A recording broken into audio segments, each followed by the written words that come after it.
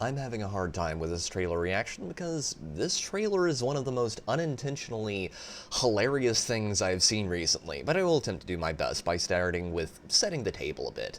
This TV show has been done for 2 years. Marvel and Disney have been so confident with its quality that they stuck it on the shelf and tried to ignore its existence for 2 years. Now, why is that, Pete? Well, it might have something to do that Riri Williams, even in the comics, cannot in any way be construed as a hero. She is a perfect example of the oppress me harder daddy archetype that was so popular 2 decades ago with creatives.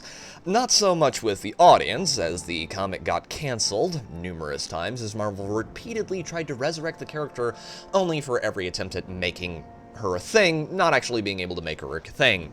For one very simple reason. She is the anti-Tony Stark. The story of 2008's Iron Man is ultimately a redemption story. Tony Stark, in the beginning of the 2008 movie, is an egomaniacal rich asshole who is dealing weapons to the highest bidder. After his time in a cave, Tony begins to understand exactly what he was responsible for, and decides to try to make things right. And the rest of his story, right up to Endgame, is him struggling with his nature to try to be a better man than he was for the first quarter of his life. Tony is a flawed, complex individual. He's a... Take that off. What are you? Genius, billionaire, playboy, philanthropist. Thank you, Tony.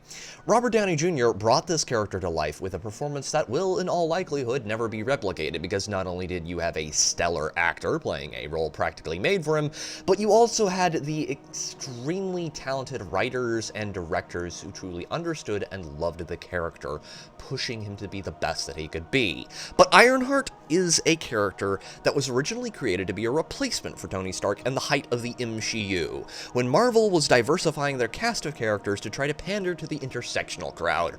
Her motivations in the comics were making her school teacher tell her she couldn't do something so that she could then rebel and do that thing she was told she couldn't do. Right.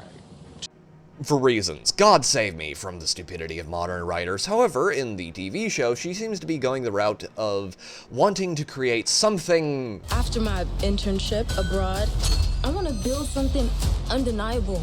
Something... important. iconic. You keep using the word. I don't think it means what you think it means. Also, another interesting switcheroony on the account of now they are stressing very hard that she is not a replacement for Tony Stark.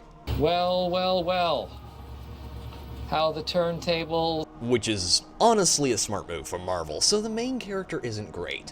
What about the villain? After all, any protagonist is only ever as good as their antagonist. Well, he's a dude that got given powers, and he uses those powers to knock over the local target. Oh, come on!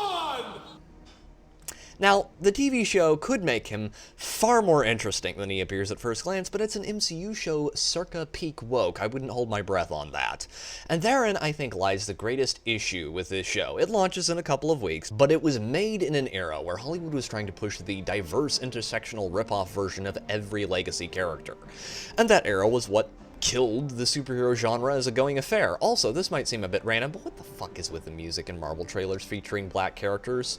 You do know that not every black person listens to shitty hip-hop all the time, right? Now, could I be wrong about this show? Sure. Ironheart could be my new favorite superhero, replacing my man Blade. The show could have the best writing, acting, and directing since Netflix's Daredevil, but from what the trailer has shown me so far, it looks like the standard modern MCU disaster waiting to happen. Proving, once again, that Disney Marvel hasn't learned their lesson, and probably never will. But those are just my brief thoughts on the Ironheart trailer, ladies and gentlemen. I would love to hear what you think down below. Please leave a like on the video and consider subscribing. And until next time, this has been Pete, the Radical Nerd, signing off.